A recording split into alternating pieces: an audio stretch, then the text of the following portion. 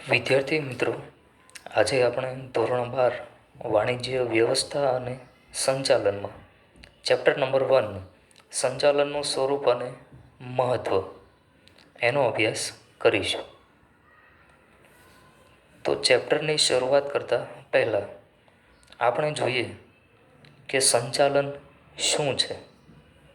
તો પહેલાં ટાઇટલ સમજવાનો પ્રયત્ન કરીએ કે સંચાલન ખરેખર શું છે. સંચાલન એટલે કે આપણે ઇંગ્લિશમાં એને શું કહીએ છીએ કે મેનેજમેન્ટ.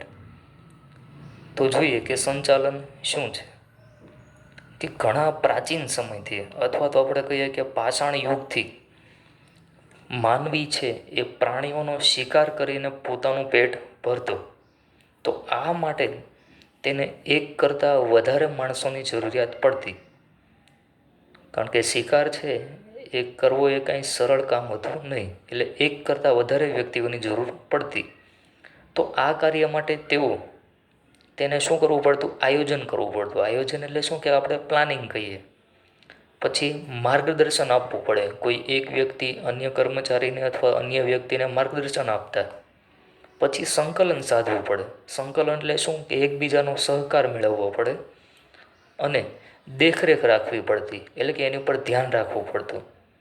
તો આ પ્રાચીન સમયથી પાષાણ યુગથી સંચાલનની પ્રક્રિયા શરૂ થઈ હતી. તો આને સરળ ભાષામાં આપણે શું કહીએ છીએ કે સંચાલન અથવા તો મેનેજમેન્ટ. તો હવે કોમર્સની ભાષામાં સંચાલન કોને કહેવાય, જોઈએ એની વ્યાખ્યા કે સંચાલનનો અર્થ.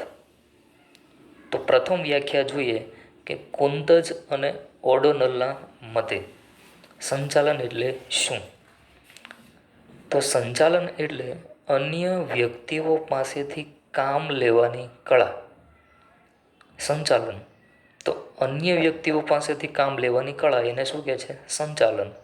તો આ વ્યાખ્યા અનુસાર ધંધાકીય એકમનો માલિક અથવા તો સંચાલક છે તે. સંચાલન એટલે શું કે મેનેજમેન્ટ, અને સંચાલક એટલે કે એને શું કહીએ છીએ આપણે? મેનેજર, કે જે વ્યક્તિ સંચાલન કરે છે.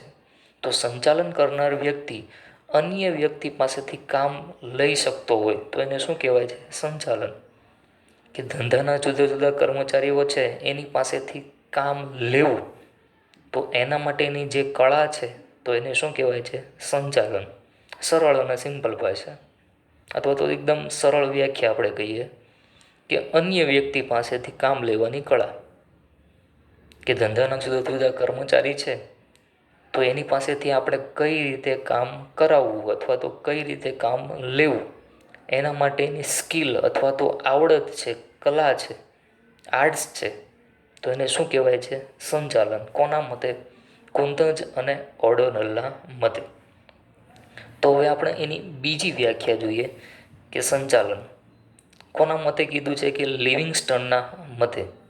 તો ઓછામાં ઓછા સમયે અને ખર્ચે ઉપલબ્ધ સાધન સગવડોનો શ્રેષ્ઠ ઉપયોગ કરીને એકમના નિર્ધારિત ધ્યેયને સિદ્ધ કરવાના કાર્યને સંચાલન કહે છે.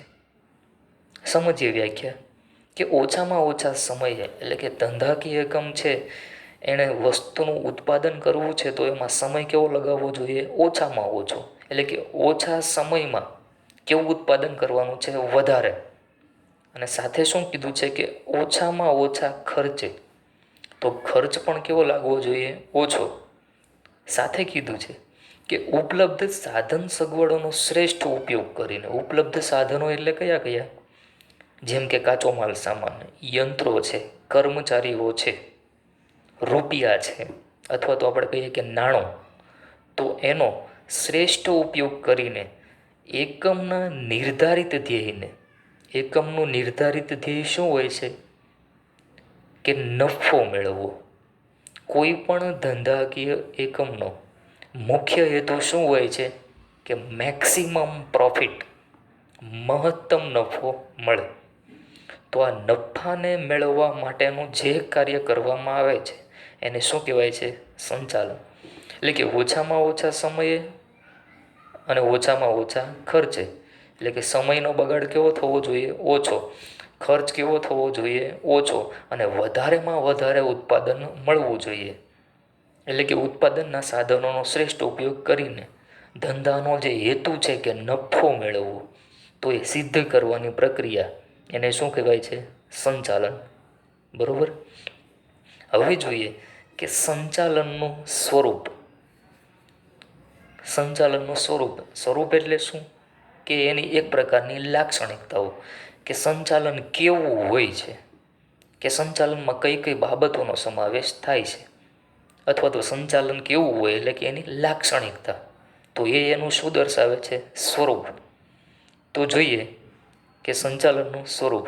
નંબર 1 કે સર્વવ્યાપી પ્રવૃત્તિ. પહેલું ટાઇટલ શું કહે છે? કે સર્વવ્યાપી પ્રવૃત્તિ. તો સંચાલન છે એ સર્વવ્યાપી પ્રવૃત્તિ છે. સર્વવ્યાપી એટલે શું?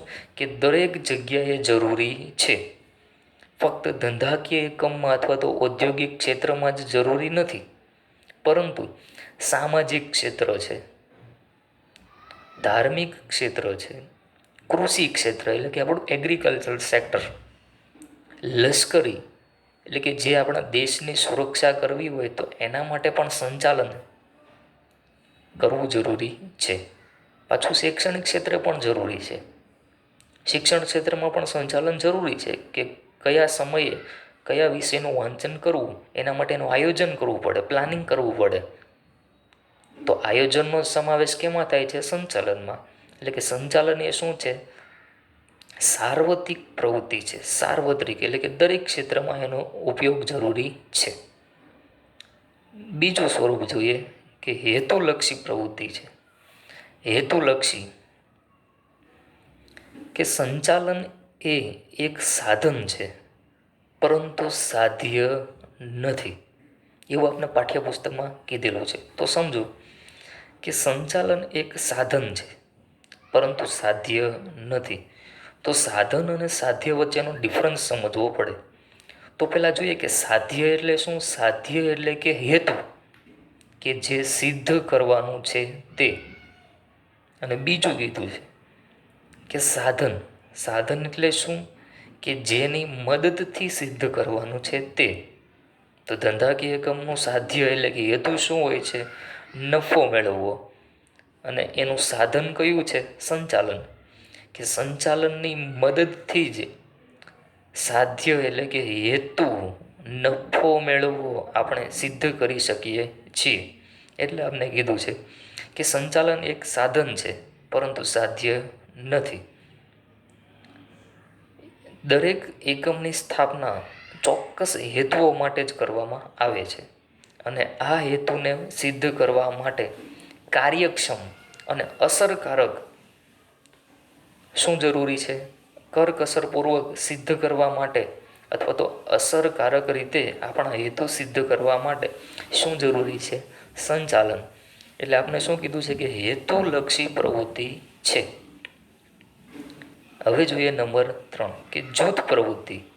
તો એની વ્યાખ્યામાં આપણે જોયેલું કે અન્ય વ્યક્તિઓ પાસેથી કામ લેવાની કળા. તો પ્રથમ વ્યક્તિ કોણ હોય છે? ધંધાનો માલિક અથવા તો સંચાલક. અને આપણે કીધું છે કે જૂથ પ્રવૃત્તિ કઈ રીતે? તો પ્રથમ તો ધંધાનો માલિક અથવા તો સંચાલક, અને બાકીના તમામ ધંધાના કર્મચારીઓ. તો કહેવાય કે જૂથ છે 2 કે તેથી વધુ વ્યક્તિઓનું. તો સંચાલન 2 કે તેથી વધુ વ્યક્તિઓના જૂથની પ્રવૃત્તિ છે, કે એક કરતાં વધારે કર્મચારીની ત્યાં જરૂરિયાત રહે છે, જે વ્યાખ્યામાં આપણે જોયું છે. એટલે કે આપણે કહી શકીએ કે સંચાલન એ જૂથ પ્રવૃત્તિઓ પણ છે. આગળ નંબર 4 જોઈએ કે સતત ચાલતી પ્રવૃત્તિ. સતત ચાલતી પ્રવૃત્તિ એટલે કે નોન સ્ટોપ. સંચાલન એ ચાલ્યા જ કરતી પ્રવૃત્તિ છે. કઈ રીતે?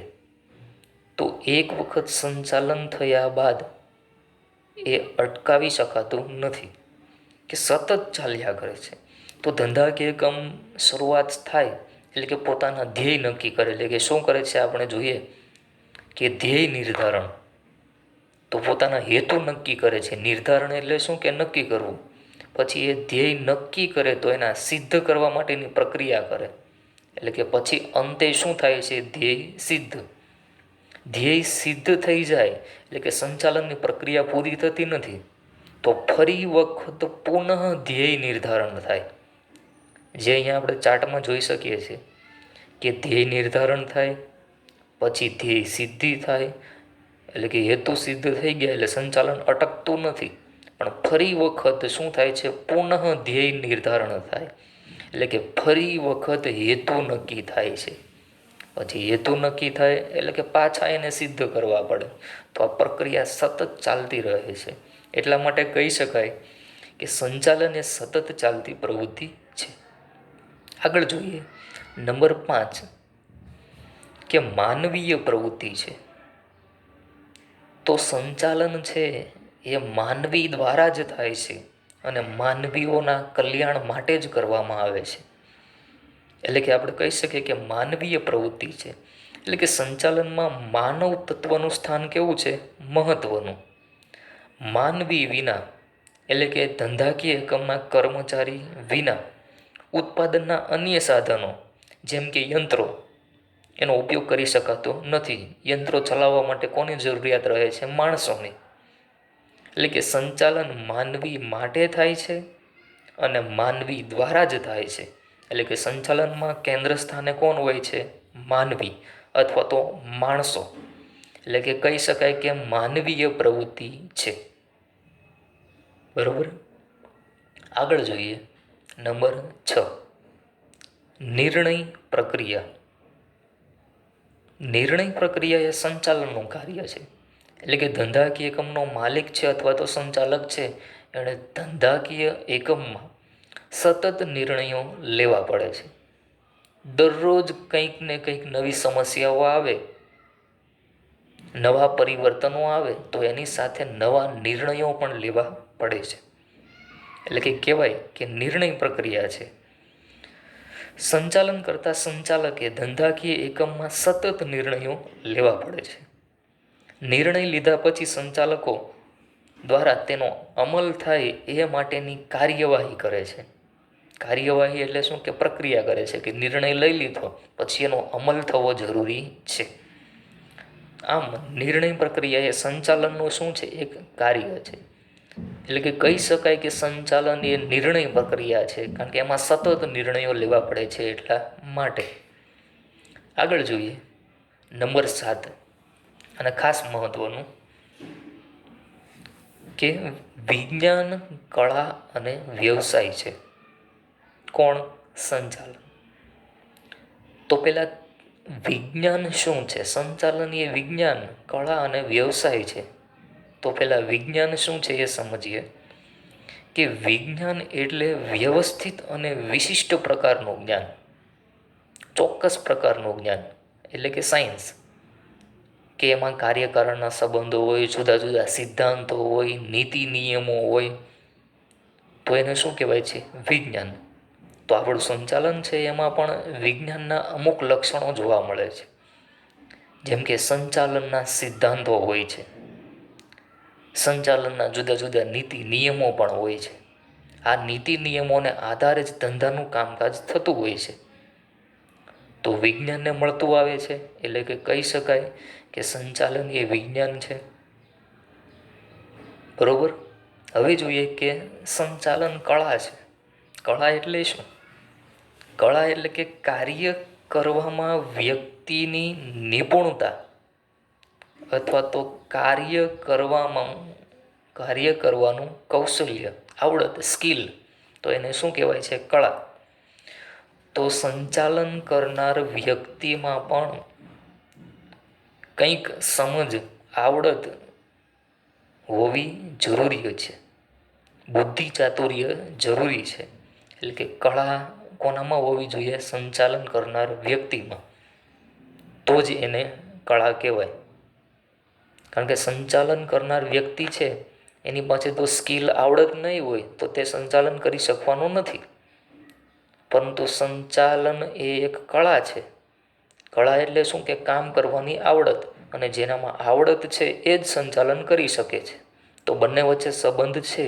એટલે કે કહી શકાય કે સંચાલન એક કળા પણ છે. આગળ જોઈએ નંબર 3 કે સંચાલન એક વ્યવસાય છે.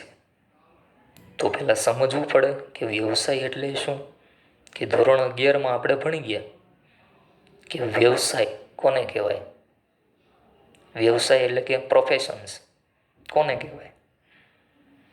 તો વ્યવસાય એટલે કોઈ પણ ક્ષેત્રનું વિશિષ્ટ જ્ઞાન પ્રાપ્ત કરીને તે જ્ઞાનનો લાભ સમગ્ર સમાજને આપવામાં આવે અને બદલામાં સમાજ પાસેથી ફી લેવામાં આવે, તો આવી પ્રવૃત્તિઓ હોય એને શું કહેવાય છે? વ્યવસાય. એના એક્ઝામ્પલ જોઈએ આપણે તો જેમ કે ડૉક્ટર છે એ પોતાનો વ્યવસાય કરે છે, વકીલો છે એ પોતાનો વ્યવસાય કરે છે, સીએ ચાર્ટર્ડ અકાઉન્ટન્ટ એ પોતાનો વ્યવસાય કરે છે. પરંતુ સંચાલનને એની સાથે કઈ રીતે લેવા દેવા? સંચાલન એક વ્યવસાય છે. કઈ રીતે? તો સંચાલન પણ એ જ વ્યક્તિ કરી શકે કે જેણે કોઈ પણ ક્ષેત્રનું વિશિષ્ટ જ્ઞાન મેળવેલું હોય. એટલે કે જેણે BBA bachelor of business administration અને MBA માસ્ટર ઓફ બિઝનેસ એડમિનિસ્ટ્રેશનની ડિગ્રી અથવા તો પદવી મેળવેલી હોય. જેમ કે ડૉક્ટર માટે MBBS થવું જરૂરી છે, MD અથવા તો MSની ડિગ્રી મેળવવી પડે છે. એવી જ રીતે સંચાલન કરવું હોય તો તમારે BBA અથવા તો MBAની ડિગ્રી પ્રાપ્ત કરવી પડે છે. એટલે કે કહી શકાય કે સંચાલન પણ એક પ્રકારનો વ્યવસાય છે. બરોબર.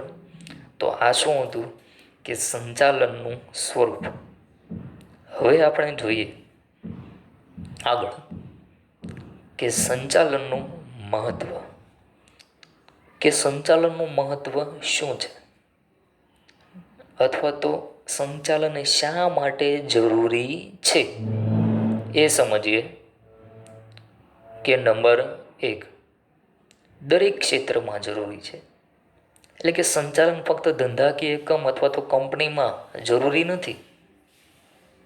ફક્ત કંપની માટે જરૂરી નથી સંચાલન, પરંતુ સંચાલન એ ધાર્મિક ક્ષેત્રે જરૂરી છે, દેશની રક્ષા માટે એટલે કે સંરક્ષણ ક્ષેત્રે જરૂરી છે, સામાજિક ક્ષેત્રે એટલે કે સમાજમાં રોજિંદી ક્રિયાઓ માટે પણ જરૂરી છે, શૈક્ષણિક ક્ષેત્રે, રમતગમત ક્ષેત્રે અને આપણા ઘરમાં પણ સંચાલનની જરૂરિયાત છે જ. એટલે કહી શકાય કે સંચાલન દરેક ક્ષેત્રમાં જરૂરી છે, એ એનું મહત્ત્વ છે. નંબર 2 જોઈએ કે સાધનોનો ઇષ્ટતમ ઉપયોગ. સાધનોનો ઇષ્ટતમ એટલે શું? કે સાધનોનો સારી રીતે અને મહત્તમ ઉપયોગ કઈ રીતે કરી શકાય. સાધનોનો ઇષ્ટતમ ઉપયોગ કરવો છે તો સંચાલન જરૂરી છે. કઈ રીતે? સંચાલનને લીધે જ એકમના ઉપલબ્ધ સાધનો જેવા કે જમીન, મૂડી, કાચો માલ સામાન, કર્મચારી, યંત્રો એટલે કે મશીનરી વગેરેનો સારી રીતે ઉપયોગ કરી શકાય છે અને બગાડ અટકાવી શકાય છે. એટલે કે કરકસરપૂર્વક સાધનોનો મહત્તમ ઉપયોગ કરી શકીએ છીએ આપણે. તો કહી શકાય કે સાધનોનો ઇષ્ટતમ ઉપયોગ કરવો છે તો શું જરૂરી છે? સંચાલન. નંબર 3 જોઈએ કે ધ્યેય સિદ્ધિ. એના સ્વરૂપમાં પણ આપણે જોઈ ગયા હતા કે હેતુલક્ષી પ્રવૃત્તિ છે, તો એનું મહત્ત્વ પણ છે કે ધ્યેય સિદ્ધિ. તો ધંધાના હેતુ સિદ્ધ કરવા માટે પણ શું જરૂરી છે? સંચાલન. સંચાલનને લીધે ધંધાકીય એકમના સાધનોનો ઇષ્ટતમ ઉપયોગ થાય છે, તો એના કારણે બગાડ અટકે છે. બગાડ અટકે છે તો વસ્તુની પડતર કેવી આવે છે? ઓછી પડતર હશે તો વસ્તુનું વેચાણ વધવાનું છે, અને વેચાણ વધે એટલે કે ધંધાનો હેતુ શું છે? નફો મેળવવો. તો એ ઓટોમેટિકલી સિદ્ધ થઈ જાય. પણ કોના કારણે થયું આ બધું? સંચાલનને કારણે. એટલે કે ધ્યેય સિદ્ધિ માટે પણ સંચાલન જરૂરી છે. નંબર 4 જોઈએ કે ધંધાની સફળતા માટે ઉપયોગી. ધંધાની સફળતા કઈ રીતે જાણી શકાય? કે માનો કે કોઈ ખોટ કરતું ધંધાકીય એકમ હોય અને એ નફો કરવા માંડે તો આપણે કહી શકીએ કે ધંધો સફળ થયો. અથવા તો કોઈ નાના પાયાનો ધંધાકીય એકમ હોય, નાના પાયાની કંપની હોય અને એ વિશાળ સ્વરૂપ ધારણ કરે, અનેક દેશોમાં એની વસ્તુઓ વેચવા લાગે, અથવા તો દેશના જુદા જુદા રાજ્યોમાં વસ્તુઓ વેચવા માંડે, એટલે કે એનું સ્વરૂપ કેવું બને? વિશાળ. તો આપણે કહી શકીએ કે ધંધો સફળ થયો, પરંતુ ધંધાની સફળતા માટે શું જરૂરી છે? સંચાલન.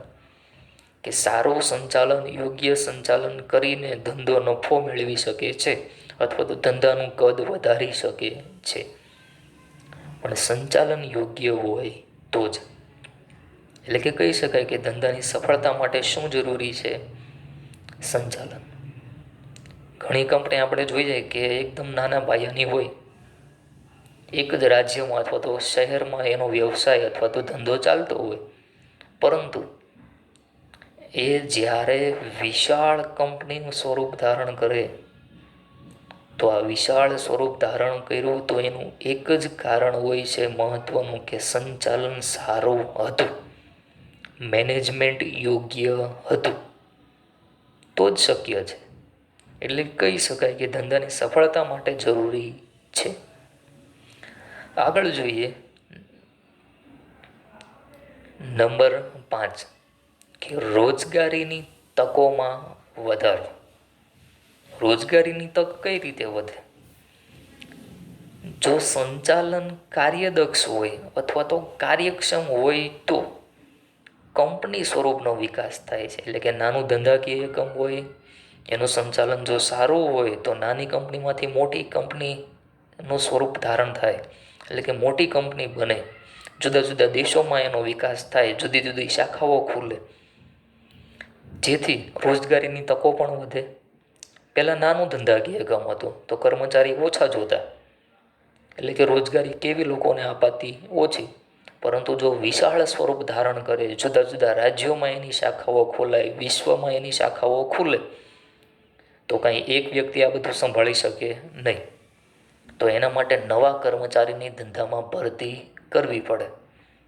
તો ભરતી થાય એટલે કે લોકોને શું મળી રહે છે? રોજગારી. એટલે કે રોજગારીની તકોમાં વધારો કરવો છે તો પણ સંચાલન જરૂરી છે. આગળ જોઈએ નંબર 6, નફામાં વૃદ્ધિ. એટલે કે નફો તમારે વધારે મેળવવો છે તો પણ સંચાલન જરૂરી છે. કારણ કે ધંધાનો મુખ્ય હેતુ શું છે? કે નફો મેળવવો. વ્યાજબી નફો નહીં, પરંતુ મેક્સિમમ પ્રોફિટ, મહત્તમ નફો મેળવવાનો શું હોય છે ધંધાનો હેતુ? તો કાર્યક્ષમ અને કુશળ સંચાલકો પોતાની આવડત દ્વારા ધંધાના જે ઉપલબ્ધ સાધનો છે એનો કરકસર ઉપયોગ કરી શકે છે. કરકસર એટલે કે યોગ્ય અને સારી રીતે ઉપયોગ કરી શકે છે. તેથી ધંધાના નફામાં શું થાય છે? વધારો. સાધનોનો ઓછો બગાડ થાય, કાચા માલ સામાનનો ઓછો બગાડ થાય, વીજળીનો યોગ્ય રીતે ઉપયોગ થાય, યંત્રોનો સારી રીતે ઉપયોગ થાય, તો ઓછા ખર્ચે વધારે વસ્તુ બનાવી શકાય. તો પડતર કેવી આવે છે? ઓછી. જો પડતર ઓછી હોય તો અન્ય કંપનીની તુલનામાં આપણી વસ્તુ કેવી બને છે? સસ્તી. તો સસ્તી બને તો વેચાણ પણ કેવું થાય છે? વધે છે. અને વેચાણ વધે તો ધંધાના હાથમાં શું આવે છે? નફો. તો આ નફો વધારે મેળવવા માટે પણ કોણ જરૂરી છે? સંચાલન. જોઈએ આગળ સામાજિક લાભ. સમાજને કઈ રીતે લાભ થાય સંચાલનથી?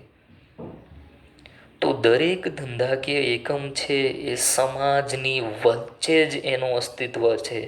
સમાજની વચ્ચે જ એની સ્થાપના થાય છે, કે જ્યાં લોકો રહે છે ત્યાં કંપની પોતાનું શું કરે છે? સ્થાપના કરે છે. ધંધાકીય એકમો અનેક પ્રકારની વસ્તુઓ અને સેવાઓનું ઓછી પડતરે ઉત્પાદન કરી શકે છે. કોને કારણે? સંચાલનને લીધે. શું થાય છે? કે અનેક પ્રકારની વસ્તુઓ બનાવે ઓછી પડતરે, અને સમાજને વ્યાજબી ભાવે, એટલે કે એને પોસાય એ કિંમતે અથવા તો નીચી કિંમતે વસ્તુ પૂરી પાડે, તો એને કારણે સમગ્ર સમાજનું પણ શું થાય છે? કલ્યાણ. આપણે ઇકોનોમિક્સમાં ભણી ગયા કે કલ્યાણ, કે સમાજના લોકોને વ્યાજબી ભાવે સસ્તા દરે સેવાઓ અને વસ્તુ મળી રહેતી હોય તો કહેવાય કે માનવીનું કલ્યાણ થયું છે. તો સંચાલનની મદદથી આપણે એ શક્ય બનાવી શકીએ કે ઓછી પડતરે ઉત્પાદન કરી શકો, નીચી કિંમતે વ્યાજબી ભાવે વસ્તુ વેચો, અને જે ખરીદનાર વ્યક્તિ છે એટલે કે સમાજ, ગ્રાહક, તો એનું પણ કલ્યાણ કરી શકાય છે. કોને કારણે? સંચાલનની મદદથી. આગળ જોઈએ છેલ્લો પોઈન્ટ, નંબર 8, રાષ્ટ્રીય હેતુ. કે રાષ્ટ્રીય હેતુ માટે શા માટે સંચાલન જરૂરી છે? એટલે કે અર્થતંત્રના આર્થિક, સામાજિક અને રાષ્ટ્રીય વિકાસ માટે શું જરૂરી છે? વણ વપરાયેલ માનવ સંપત્તિ છે એનો યોગ્ય ઉપયોગ થવો જોઈએ. વણ વપરાયેલ માનવ સંપત્તિ એટલે શું? કે બેરોજગાર લોકો છે એનો ઉપયોગ થવો જોઈએ, એટલે કે એને રોજગારી મળવી જોઈએ. અને વણ વપરાયેલું ઉત્પાદનના સાધનો, વણ વપરાયેલું ઉત્પાદનના સાધનો એટલે જેમ કે જમીન છે, મૂડી છે, તો એનો મહત્તમ ઉપયોગ માટે કાર્યક્ષમ સંચાલન જરૂરી છે. એટલે કે સમાજમાં અથવા તો આપણા દેશમાં અથવા તો અર્થતંત્રના વિકાસ માટે આપણા દેશમાં જે વણ વપરાયેલ સાધનો છે જેમ કે જમીન, મૂડી, શ્રમિકો, તો એનો શ્રેષ્ઠ ઉપયોગ કરવા માટે પણ કોણ જરૂરી છે? સંચાલન. સંચાલન યોગ્ય હોય તો કંપની સ્વરૂપનો વિકાસ થાય, વિશાળ કંપની સ્વરૂપ ધારણ કરે, વધારે લોકોને રોજગારી મળે, એટલે વણ વપરાયેલ માનવ સંપત્તિનો પ્રશ્ન દૂર થઈ જાય, લોકોને રોજગારી મળી ગઈ. અને ઉત્પાદનના જે સાધનો છે જેમ કે જમીન છે એ પડતર પડી હોય તો એનો સદુપયોગ થઈ શકે.